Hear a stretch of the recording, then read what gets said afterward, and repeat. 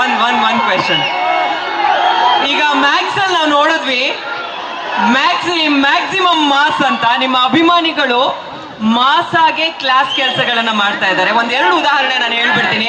ಅಲ್ಲೆಲ್ಲೋ ಒಬ್ಬ ಅಭಿಮಾನಿ ಉತ್ತರ ಕರ್ನಾಟಕದಲ್ಲಿ ನೀರಿಲ್ಲ ಕುಡಿಯೋಕೆ ಅಂದಾಗ ಸ್ವಂತ ಖರ್ಚಲ್ಲಿ ನಿಮ್ಮ ಹೆಸರಲ್ಲಿ ಬೋರ್ವೆಲ್ ತೆಗೆಸಿರೋದಾಗಿರ್ಬೋದು, ಕನ್ನಡ ಶಾಲೆಗಳನ್ನ ದತ್ತು ತಗೊಳ್ತಾ ಇರೋದಾಗಿರ್ಬೋದು, ಅಥವಾ ಇಡೀ ಇಂಡಿಯಾದಲ್ಲಿ ಜ್ಯೋತಿರ್ಲಿಂಗಗಳಿಗೆ ಒಬ್ಬ ಅಭಿಮಾನಿ ಸೈಕಲ್ ಮೂಲಕ ವಿಸಿಟ್ ಮಾಡಿ ನಿಮ್ಮ ಹೆಸರಿನಲ್ಲಿ ಒಂದು ಟ್ರಾವೆಲ್ ಮಾಡ್ತಾ ಇರೋದಾಗಿರ್ಬೋದು. ಈ ಥರದ್ದು ಎಷ್ಟೋ ಕೆಲಸಗಳು ನಾನು ಹೇಳ್ತಾ ಹೋದ್ರೆ ದೊಡ್ಡ ಲಿಸ್ಟೇ ಇದೆ ಸರ್.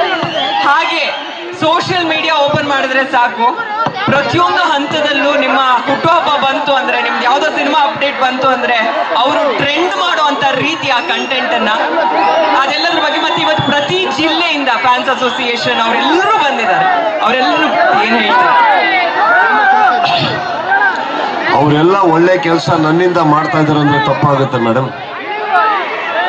ಅದಷ್ಟು ಅವರ ತಂದೆ ತಾಯಿಗೆ ಸಲ್ಲುತ್ತೆ, ಅವರ ಊರಿಗೆ ಸಲ್ಲುತ್ತೆ, ಅವರ ಸಹೋದರರಿಗೆ ಸಲ್ಲುತ್ತೆ, ಅವರ ಮಿತ್ರರಿಗೆ ಸಲ್ಲುತ್ತೆ, ಅವರು ಇರುವಂತ ಅವರ ಸರೌಂಡಿಂಗ್ ಅಟ್ಮಾಸ್ಫಿಯರ್ಗೆ ಸಲ್ಲುತ್ತೆ. ನಾವು ಬೆಳಿತೀವಿ ಅನ್ನೋ ದೊಡ್ಡದಲ್ಲ ಮೇಡಮ್. ನಾವು ಯಾವ ವಾತಾವರಣದಲ್ಲಿ ಬೆಳಿತೀವಿ, ಯಾವ ವಾತಾವರಣದಲ್ಲಿ ಇರ್ತೀವಿ ಅನ್ನೋದು ಬಹಳ ಮುಖ್ಯ ಆಗುತ್ತೆ.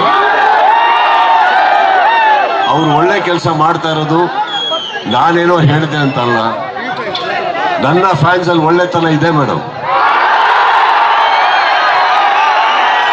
ಅದಕ್ಕೆ ನಾವಿಷ್ಟು ಒಳ್ಳೆಯವರು, ಅದ್ರಲ್ಲಿ ಡೌಟೇ ಬೇಡ. ಖಂಡಿತ ಡೌಟ್ ಇಲ್ಲ.